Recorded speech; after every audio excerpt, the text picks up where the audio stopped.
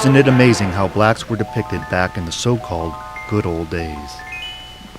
I like it here. What kind of chair is that? Why, that's an interlocutor's chair. What's an interlocutor? Why, an interlocutor is a man with a pleasing voice, and he introduces the acts. What's the act? Come on, Benny, strut your stuff. Well, son, you see, first he put on his blackface. You know, the burnt cork, and then the band would start playing. I tell you what, son, you stay here with Mr. Green and use your imagination. You gotta visualize it, boy. Visualize it. Now, first came the music, like this.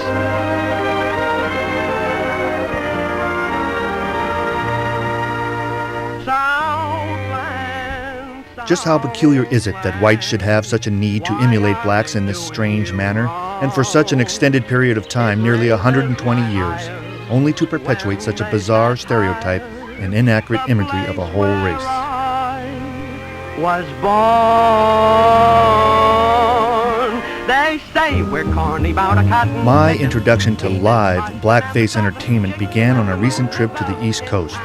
An acquaintance suggested that I go to a cabaret house in Midtown Manhattan, simply known as Don't Tell Mamas. There I was told I would see a show that would literally knock my socks off. We're all from Dixie in the Southland, Southland.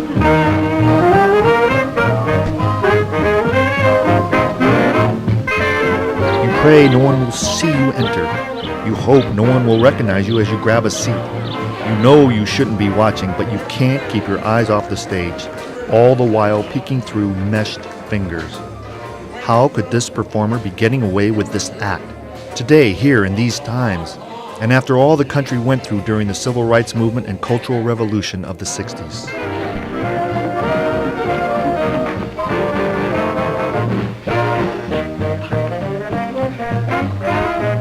At the close of the show, I was introduced to the performer, Clive, and his wife, Lenore. They insisted I attend their performance as their guest in Los Angeles that coming weekend.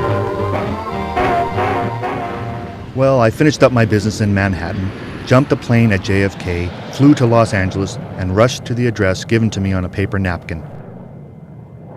It turns out that the address was a warehouse in an industrial complex. Inside, security was tight.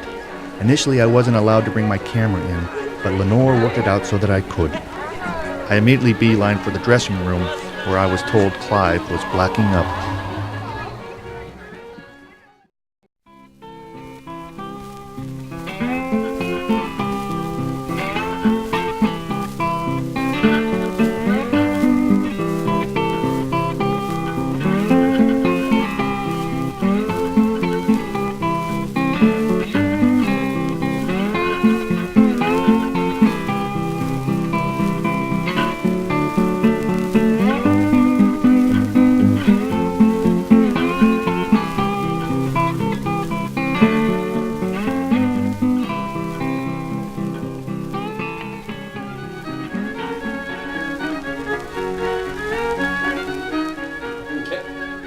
Sponge too wet, that's what happens.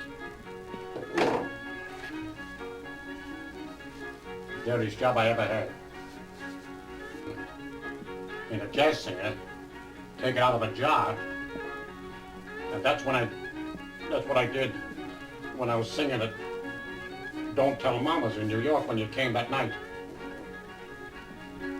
But I didn't make the stuff up right. So I'm going back to this,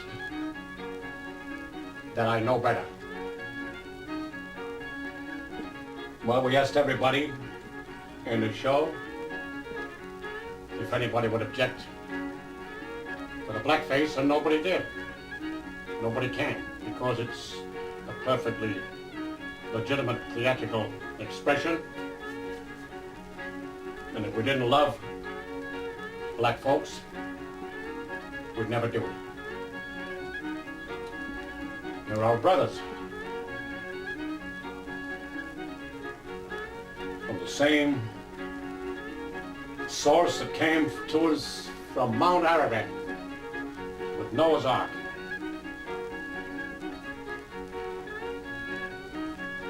It's better to be black in show business than it is in white, to be white. more effective. Or you can mess around too much.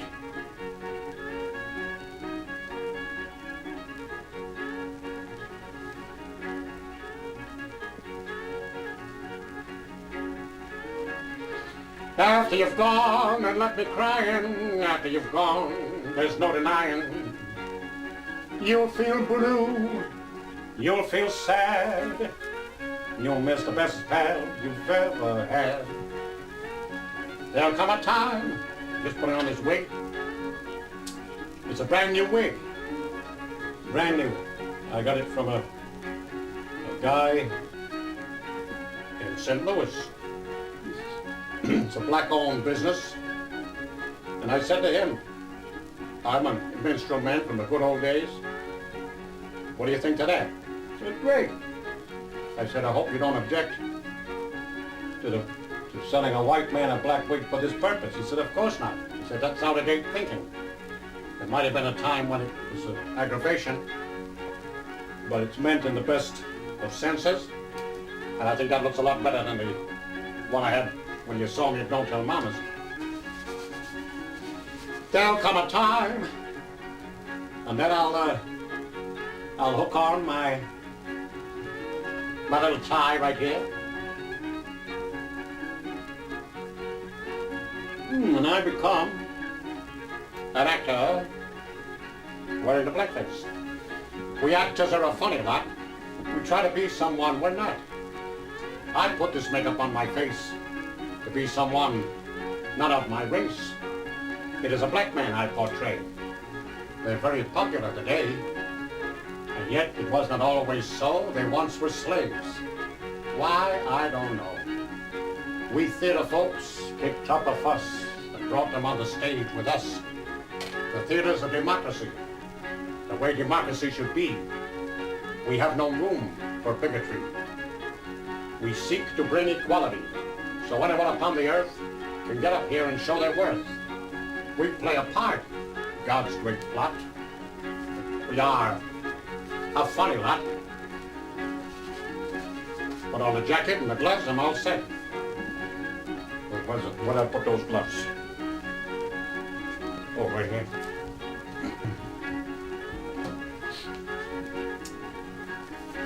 See his gloves, I got them today. You know, I forgot to bring them. I was so rushed. I'm going to be in England on Thursday. And coming out here to California, everything was a panic. It's always nice to be up on a stage with that big proscenium and a beautiful curtain. Do it right, like the good old minstrels used to do. Because I am the last of the minstrel men.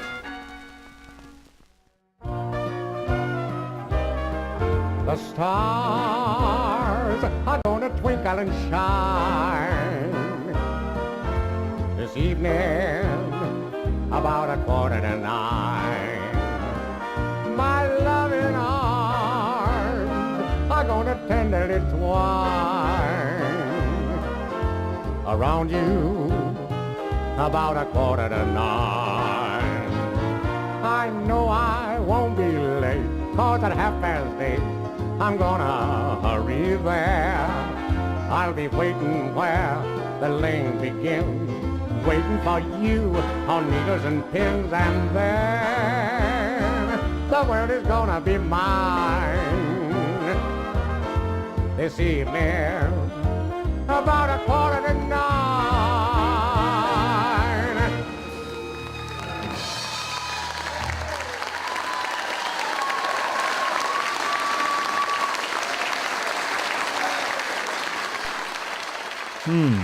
So Clive Baldwin was going to England the following week.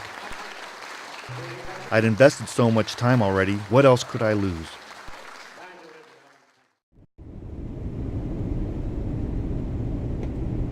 Ladies and gentlemen, although the fasten the seatbelt sign has been switched off at this time, we would like to suggest the use of your seatbelts now.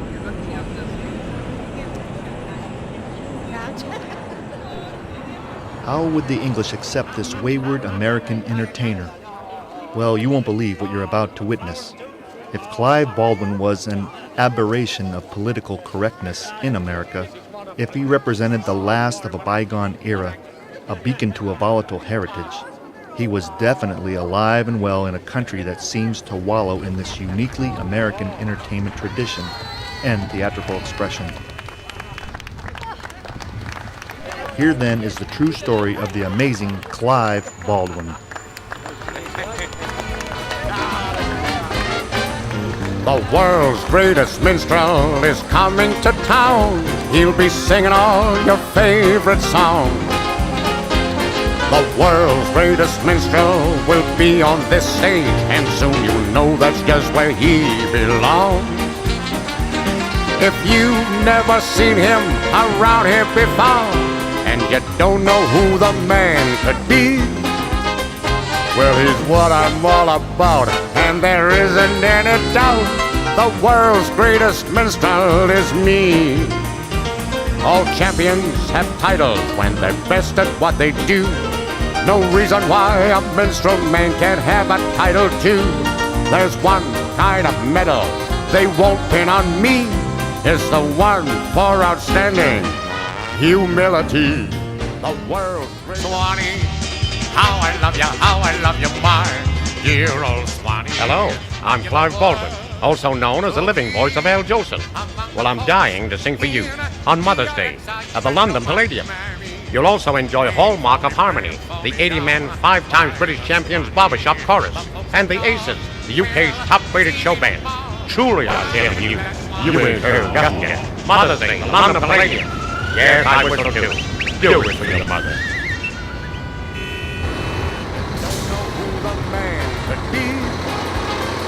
Well, he's what I'm all about, and there isn't any doubt. The world's greatest minstrel is me. All champions have titles when they're best at what they do. No reason why a minstrel man can't have a title too. There's one kind of medal they won't pin on me. It's the one for outstanding humility. The world's greatest minstrel loves everyone of every nationality. You can be red, black, or yellow, or white, or anything you ever want to be. A man from my hometown said men must be free. He put an end to slavery. He was William Wilberforce, and I'm proud of him because I believe he was greater than me. There's a little bit of minstrel man in every one of you. You can't resist the good old songs I'm singing for you. I'm willing to gamble, I'll lay you a bet. I guarantee that you ain't heard nothing yet. The world's greatest minstrel is keeping alive the dear old melodies. The songs that I loved back when I was a boy are warm and joyful memories. I may be old-fashioned, but you must agree there are millions just like me. And I'm praying for the day when they're all gonna say that the world's greatest minstrel is me.